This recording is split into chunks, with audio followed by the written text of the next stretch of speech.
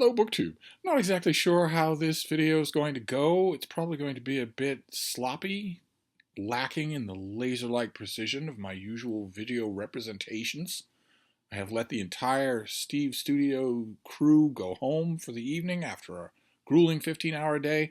I'm working unscripted. I don't even have my editing software or my studio lights. I've just had a bit of a subjunctive kind of day, a day that started off poorly and then was full of administration stuff, of Zoom meetings, one after another, curatorial email tasks that don't engage and aren't meant to engage, that are just, they need to be done a certain way. I livened things up as much as I could in the course of the day. I gave myself those little handholds. You really have to give yourself little handholds. I do anyway, to get through a day like that. So I gave myself a fun Zoom chat with Zach from the Brattle Bookshop. A lot of you have been clamoring for that. He is the second most requested guest on this channel after my old friend Deb. I'm still working on that, but we had a great chat about a subject that's close to my heart, review copies.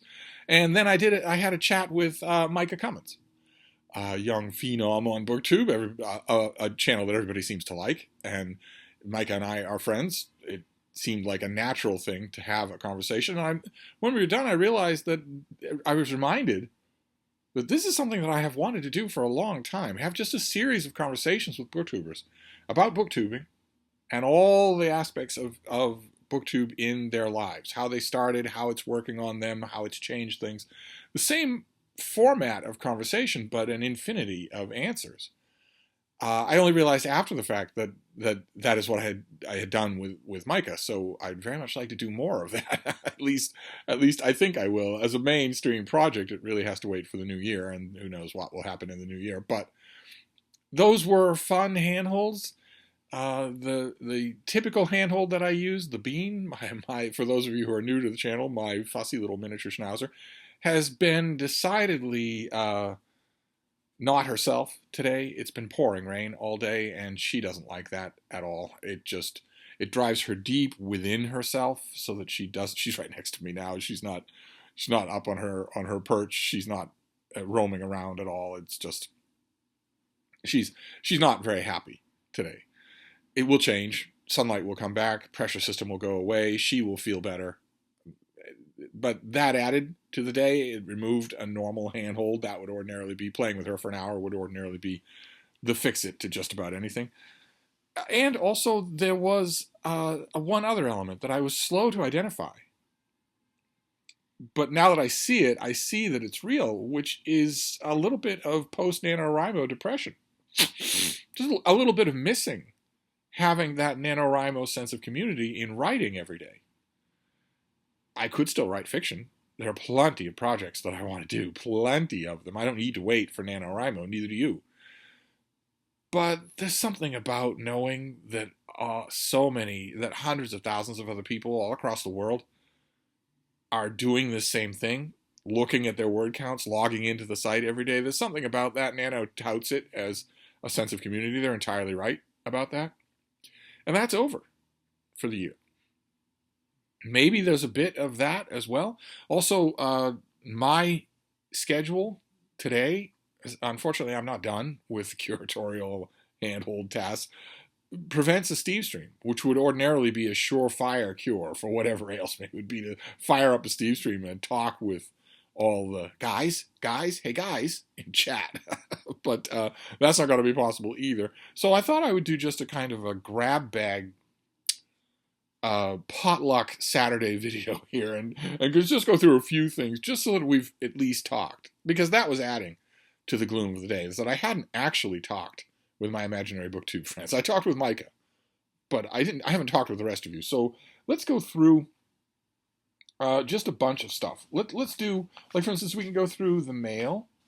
I have 3 periodicals here. I got the Bedford Times Press from Bedford, Iowa, local Iowa newspaper. Just a few pages, but buried on the inside is 1,000 words of yours truly, my literary column that shows up every week in the Bedford Times Press and the Lenox Timetable and a few other places across the country. I would be happy to have your place be one of those places. Feel free to get in touch with me if you know of a venue that would like a general interest bookish column. There's no insider baseball here. There's no latest breaking news.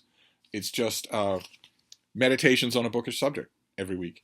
People who read it tend to like it. And boy, oh boy, I had completely forgotten in the 30-year interval, I had completely forgotten how enjoyable it is to write a weekly column. I had forgotten that. I thought for a long time that I was sublimating that I was creating a substitute for it with first in the 2000s blogging and then the online publishing culture, but it's not the same. It's great, but it's not the same as having a readership in a paper. I have that now in two different venues. If you don't count the venues where my reviews regularly run, I have the my column, wherever it runs in 3 different states now. And I also have the book section of Big Canoe News in Northern Georgia, a monthly print newspaper, gorgeous thing, that you could do worse than to subscribe to it. You will get a really nice paper every month on your door, and a really good book section, dedicated 2-page book section. I have both those, and I really like it. I had forgotten how much I liked it, even down to the vicissitudes of print newspaper life. I don't know if you're going to be able to tell, but this the printing here was a bit smudged. I could probably point the exact piece of equipment that caused the column to look like this and what needs to be done to fix it. I used to have to go down into the bowels of a print newspaper in order to fix those sorts of things. So that was that. I got the Bedford Times Press. Always nice to get yourself in the mail. That's a very rarefied thing. I'm not sure how many people listening to me, much less how many people making BookTube videos, ever have that happen. But it's always nice to get yourself in the mail. Then we have The New Yorker. The New Yorker has quite a bit of book coverage, a very long piece. Who's it by? There's a very long piece on Mick Herron's novels. His kind of washed-up cop novels that are really good. Yeah, Jill Lepore does a long piece on that. But the thing that struck out for me in this issue was not a piece, but a cartoon. I want to show you the cartoon. It's the only thing I'm going to save from this issue. It's very simple. It doesn't even have a caption. It just has a word balloon. I have lived that experience many, many times. Not just because the dog in the cartoon is a beagle. I have lived this experience many, many, many times. One of the most reliable things when I leave my dogs, one of the most reliable things is that they will be ecstatic when I return. Even the ones who don't really go out of their way to show much affection when I'm here, because for most of my dogs, I am the atmosphere. No one even thinks, they don't even think to be grateful at all, because I'm the only thing they've ever known. And every need, every want has been met right from the beginning, from their earliest memories. Frida, my little miniature schnauzer, is that exact way. She has no memory of when she was a baby, when I took her in. She has no memory of any time before then. She doesn't even have any memory of her first few months here. She doesn't remember my pointer Malin. So the last thing that it would ever occur to her to be is the kind of day-to-day grateful that, for instance, I have had when I have rescued dogs. I took in an old beagle 20 years ago, something like that. I took in an old beagle named Weiser, he was stout and he was white-faced, he was stiff, he had arthritis and joint pains and whatnot, bad vision, and he'd been with his owner for all of his life, 13 years. Then suddenly, a long story, that ended, and he came to me. He was miserable the first hour, laying on top of me, crying. And then I was holding him and I was telling him, "Sir, just go to sleep. Just go to sleep. And when you wake up, you will feel much better. I will be here." You believe it or not, your situation has not worsened, to put it mildly. Your situation has not worsened. And when he woke up, he took my advice, and when he woke up, everything was fine. But he never lost that element of gratitude. In his case, it wasn't fawning. He was a rather dignified old man. But he never lost that sense of gratitude. His old owner had been a normal, oblivious human owner. Managed to change the water once in a while, managed to give food once in a while, never changed the food in 15 years, managed to be, less than indifferent, better than indifferent sometimes, never played, no variety whatsoever, but all the needs met. All the needs met. And when Weiser realized that he was in a completely different world, he was in a world where he was going to get tons of attention, tons of affection, he felt that every day. He'd known it long enough so that he knew the difference. Same thing with my pointer Malin, who had had a very rough life before she came to me. She came to me very young, but still, she knew what she had, and so she was eternally grateful, not just grateful when I came home. But that cartoon reminded me that even dogs that take me completely for granted, Frida takes me completely for granted, but not when I go. When I leave and then I come back, suddenly it comes rushing on her. She screams her head off when I come back. She doesn't fly at me through the air, but she screams her head off. Then we have the last periodical is the TLS, the London Times Literary Supplement. And this one is interesting for a few reasons. Let's just go through the issue, because I miss talking to you. First of all, we can start with the letters page, of course, because the letters page is always worth a good bit of fun. And this one has, if I remember correctly, some fun things in it. Let's page to it. It'll be right at the beginning. Yeah, there we go. What kind of fun things are in here? Oh, yes. Okay. I'm going to read you a letter.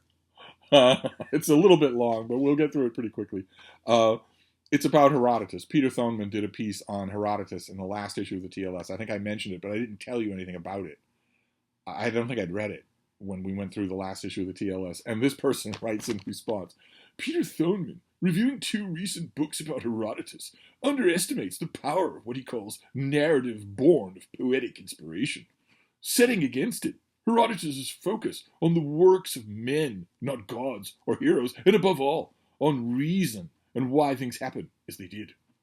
This is undoubtedly true, but from whom did Herodotus learn all this? The answer seems patently clear from the Greek poets he had read, as well as from his own travels. The Iliad tells us as much, or more, about war as Herodotus' histories, and although fact may be hard to distinguish from legend in the former, Thoneman admits it is sometimes difficult to distinguish between the two in the latter also. Herodotus' stress on reason is hardly new.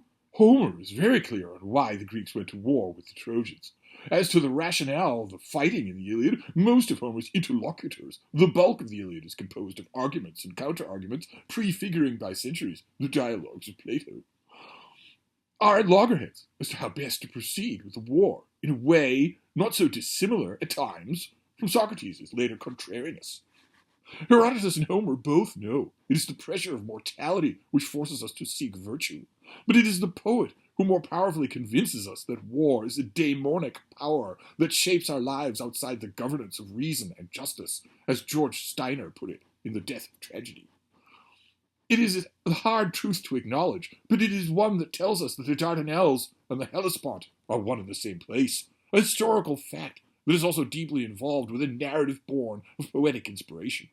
Herodotus' humanity, as evidenced by Thoneman, makes him, in a way, a poet, as Homer's humanity, in his way, makes him a historian. I don't think it makes sense to quibble about it.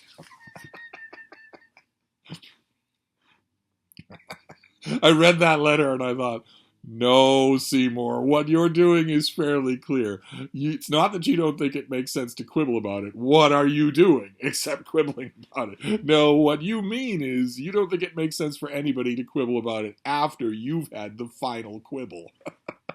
I know the type very well, but the type also overreaches. That's the whole point of being the type. And when this writer says that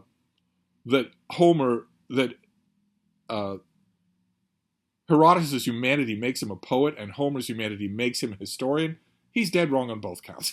But there was also another letter here, a couple that were of interest. Like, for instance, there's a letter about Henry James, about Henry James, on the fact that Henry James used to write a lot of his own blurbs for his own books. And the author makes a really interesting point. this is all in relation to a book that we did talk about in an earlier discussion of the TLS, Blurb Your Enthusiasm. The writer writes this: when I was taking courses in bibliography years ago, some of the teachers used to regret that the Bodleian Library destroyed book jackets and deprived us of useful, even vital material. I wonder if it is still up to this evil and reprehensible trick. And the point being here that you can learn a lot from a book jacket.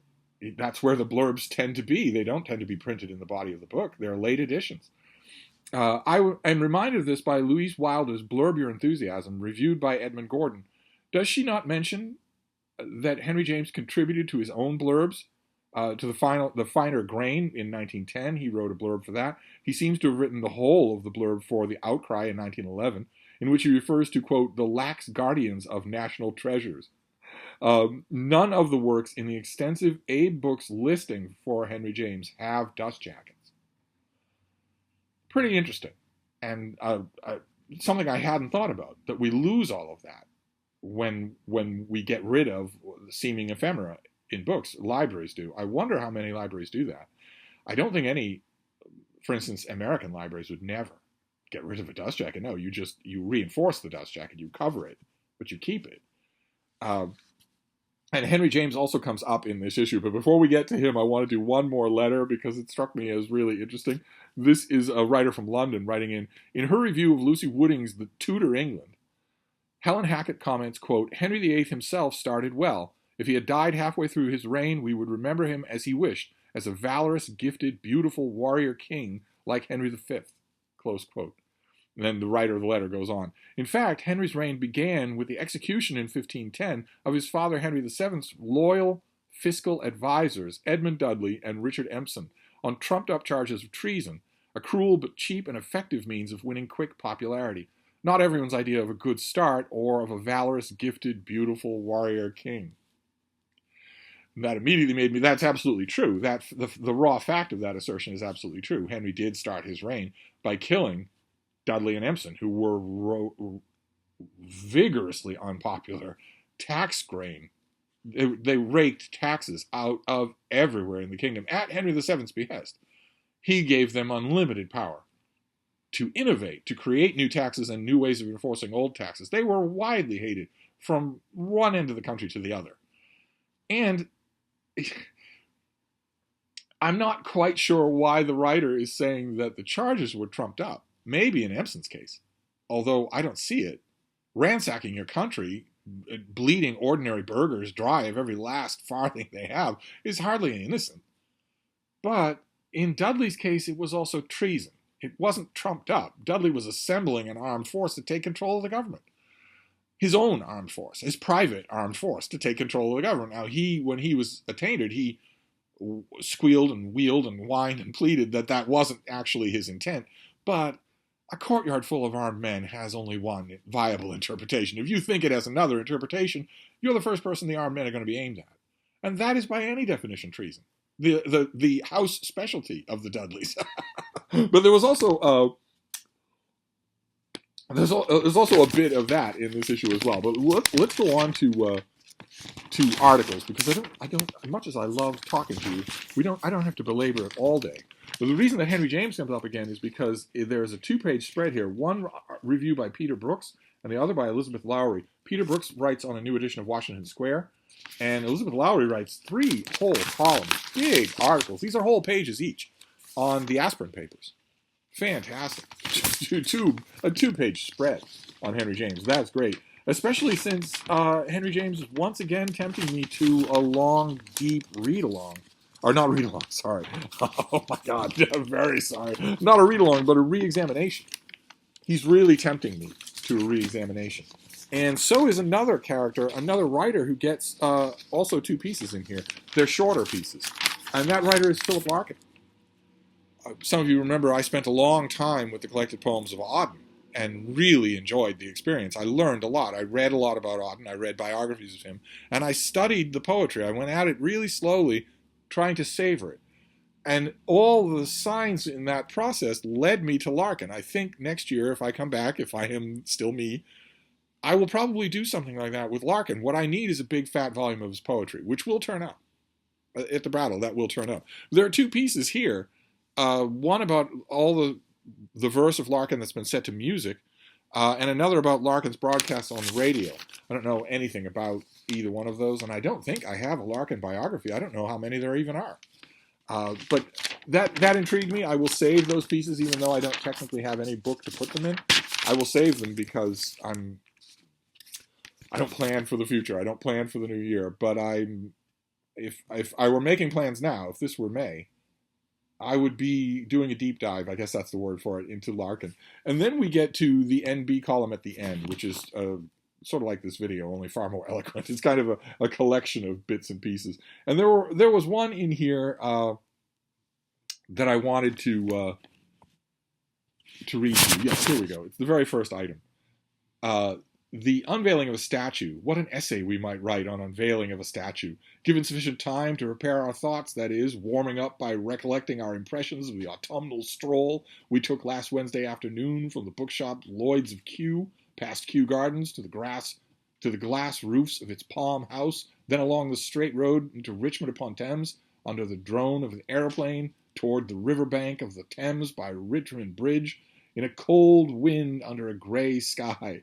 Here, after 5 years of campaigning, a memorial to Virginia Woolf was to be unveiled. We have heard it said that London boasts twice as many public sculptures of animals as it does of women. Yes, but how many sculptures does the city have of TLS reviewers?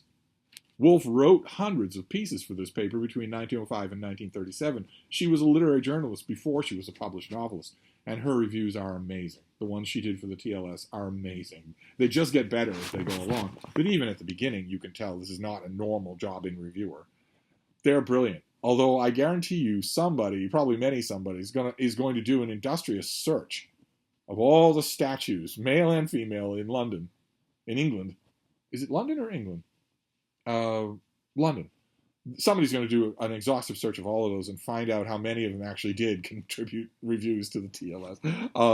The Woolfs moved to Richmond Green in 1914 and lived at various addresses in the area over the ensuing decade. Some misgivings have been expressed about the placement of the Richmond Woolf tribute by the river, given the manner of her death. But these seem to have been outweighed by other considerations. The Thames Woolf saw as her river, we are told, and it runs through her works all the way from the Frost Fair on the frozen reaches of the river in Orlando to the sight of Ralph Denham talking to a boatman in Night and Day. And this statue looks like this. Very wistful photograph there. And it's her sitting down, and according to the article, it invites people to take selfies. So on the one hand, I'm kind of envious. I will never see this statue in person, and I would really like to. But on the other hand, Virginia Woolf herself would very much not have wanted to take selfies with strangers. It seems like a kind of a posthumous torture to put her through that. But anyway, it was a fun issue of the TLS. There's a lot that I haven't got to yet, but those were the periodicals, and then there was a book which I opened off camera that we can at least look at together in this weird bagatelle of a video. This comes out next year, so I don't have to worry about it yet. It's by Kate Hooper, and it's called Queens of a Fallen World: The Lost Women of Augustine's Confessions. In case you're wondering, that is St. Augustine. And I guarantee, I haven't looked at this yet, but I guarantee that if he's not getting a saint, neither is his mother. But I don't think this has a sheet in it. No, it doesn't. Okay, so what have we got here? While many know of St. Augustine, well, there we go. Good. Saint is on the back. St. Augustine and his Confessions, few realize how profoundly his life and thought were influenced by women. This book tells the story of betrayal, love, and ambition in the ancient world as seen through women's eyes. Historian Kate Hooper introduces us to 4 women who collided in Augustine's early adulthood. Monica, his mother, just Mrs. Augustine, his lover, his fiancée, and Justina, empress of the ancient Rome. Though they came from different walks of life, each found her own way of prevailing in a world ruled by men. Drawing upon their depictions in the Confession, Cooper skillfully reconstructs their lives and restores their influence of Augustine's legacy. And the author is a professor of history at Royal Holloway, University of London. And she writes for the Times of London, The Guardian, History Today, and she's written a bunch of books, including The Fall of the Roman Household. So she has experience at this. We'll see. This year had a highlight for me in terms of St. Augustine with Commonwealth of Hope, Unlooked For, a book, I think, from Princeton University Press. I'm happy if this is a good addition to Augustan literature in the new year. And then we have, to finish up here, I don't know what this video is. Sorry, I just wanted to chat with you. That's all. We'll finish up with some books that I am going to read. I consider that I am owed by the fates, by the gods. I'm owed a huge amount of reading tonight. I may start much earlier than usual. I'm going to go all night. I'm not going to, take a break or anything like that. It's still pouring rain here. So it's going to be a massive battle of wills to get the bean to go outside for her nightly constitutional. That's going to be really hard to do. She's smart enough to know why I'm making her do this. I never make her do anything she doesn't want to do. She knows that if I am trying to make her do something she doesn't want to do, there must be a reason for it. She's easily smart enough to know that. And in this case, she knows what the reason is because she can feel the reason. She can feel the need to go. But she's not going to want to. And that's going to lead to a stressful half hour. But aside from that, and maybe the rain is going to blow itself out after midnight, maybe we'll go out then to take care of business then so that she doesn't have to go the whole time until morning. The only, the added interest for a late night stroll, I don't have to do late night strolls right now. And I'm grateful to that every day. That will not stay true. The older she gets, the more she will need to go out. Unless I can train her to use some sort of litter box, some sort of pad or litter box. She's smart enough to get the training. I just think she's way too territorial to accept it. She probably wouldn't agree to do it.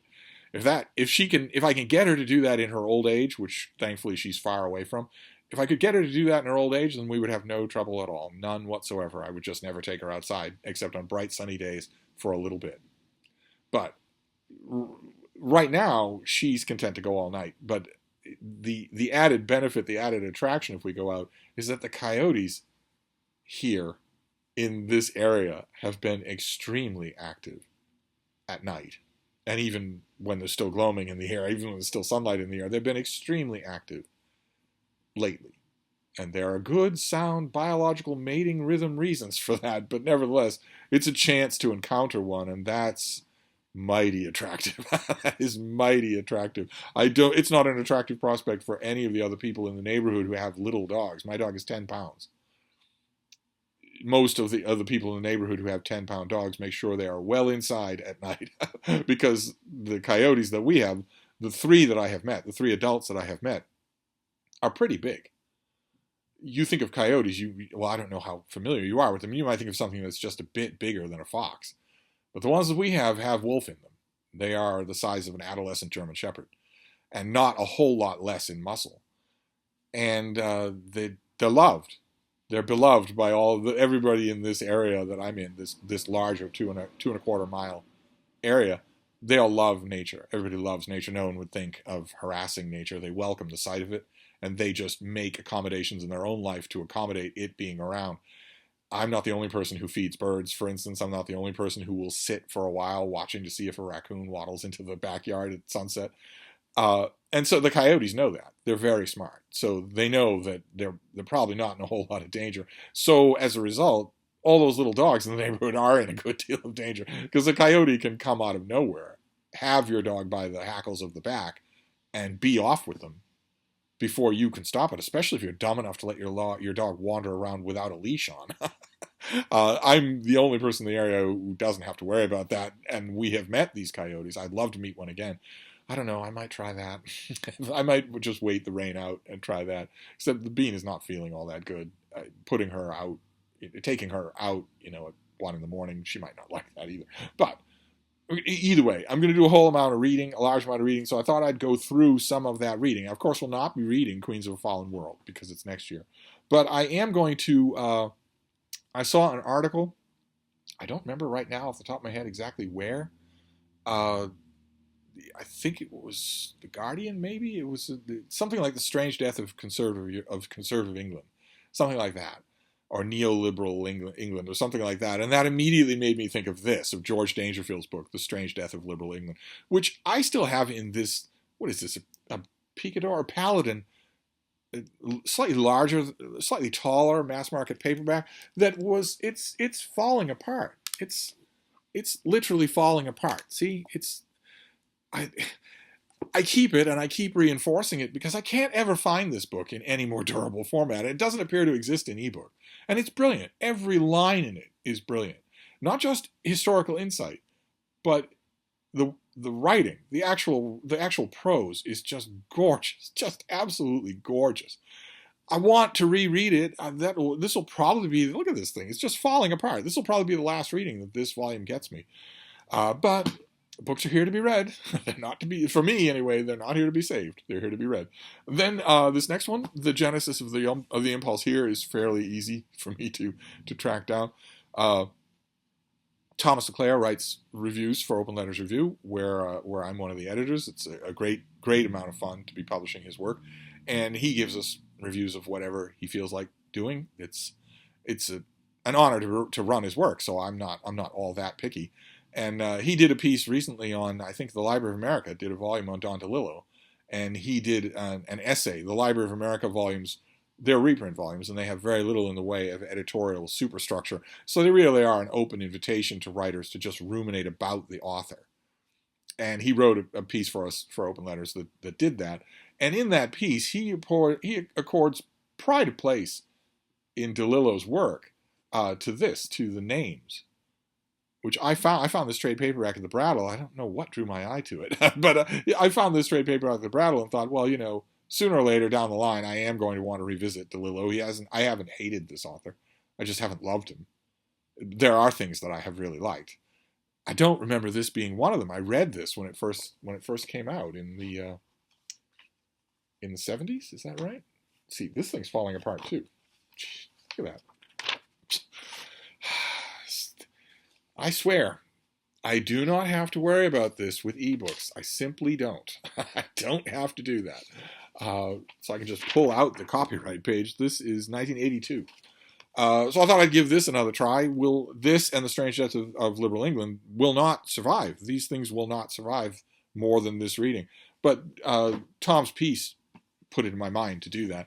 And then another thing that I'll be reading, this time I have the advanced copy and I read it. This time I'll be reading it very slowly, in great detail, probably pencil in hand, going line by line. And that is this. This is Stephanie McCarter's translation of Ovid's Metamorphoses. A Penguin Classic hardcover, which is kind of a rarity.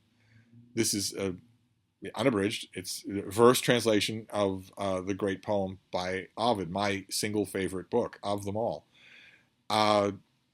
I had decidedly mixed reactions to this translation, both as a translation and also as a rhetorical statement when I read the advanced copy. And obviously I need to give it a much more concerted try, not only because it's a brand new translation of my single favorite book, but because it's an ambitious undertaking on the part of Penguin Classics.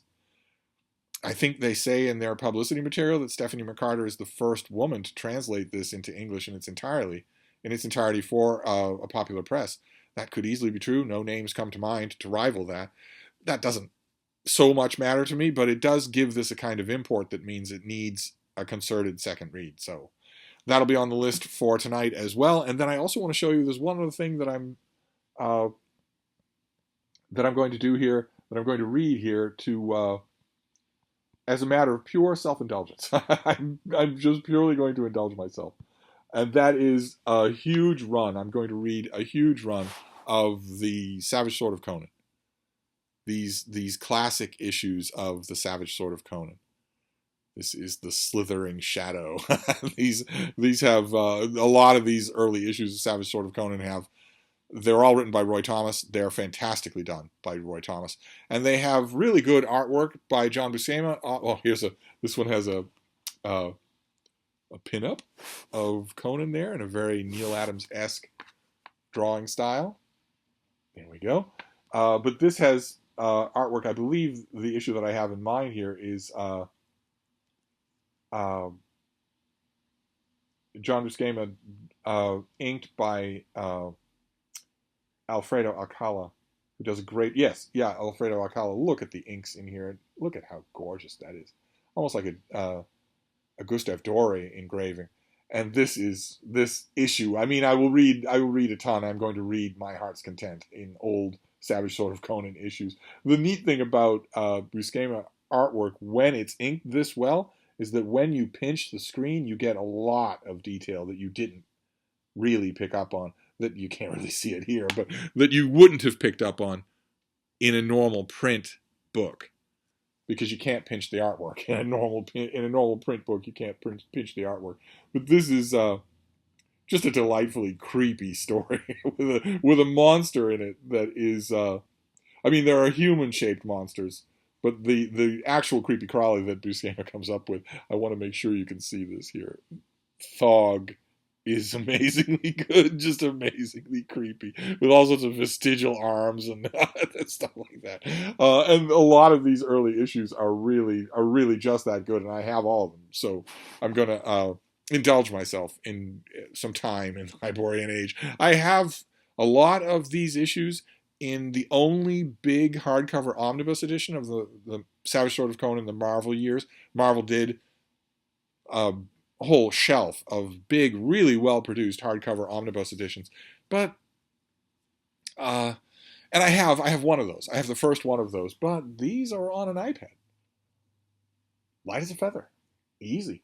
I don't need to make any kind of logistical allowances for how big and how heavy it is. I don't have to worry about cracking the spine. I can pinch the artwork to get fine details. I can pinch these volumes, the omnibus, but also all of these individual issues have the letters columns. Tons and tons of text as well. Roy Thomas was forever writing editorials in those early years. And in the print edition, like for instance the big omnibus that I have, or a lot of the individual issues that I actually have the issues that I bought, that type is awful small, but not in an electronic volume. I can just pinch to my heart's content and read it, in complete comfort. Which really is an argument for me not having those omnibus editions. But anyway, so there you have it. I don't know what this video was. We did lots and lots of complaining. There was mail. There was a TBR for tonight. There was an update on my life and times. I didn't feel right not making a video, even though technically I did make 2 videos today. They were both chat videos, and I really like doing that. I really enjoy chat videos. I would do one every day if I could. I'd love to do more booktube chat videos with other booktubers. That would be a lot of fun. But that's all for this video. I really didn't have anything pointed to say. I had a whole slate of videos that I wanted to make, a whole bunch of ideas, but the day took off. It took over, and I think the same thing is going to happen on steroids tomorrow, so who knows what's going to happen then. I will try to make at least one video. I'll try to make it a little more on point than this one. Anyway, I'm going to wrap this up. I know that I'm being a little hard on myself. This video makes 3 hours of content that I made for you today. A lot of booktubers don't do that in a day or a week or a month. So I realize that, but nevertheless, I felt bad. I felt neglectful. But I will be back tomorrow, somehow, in some form. Thank you, BookTube.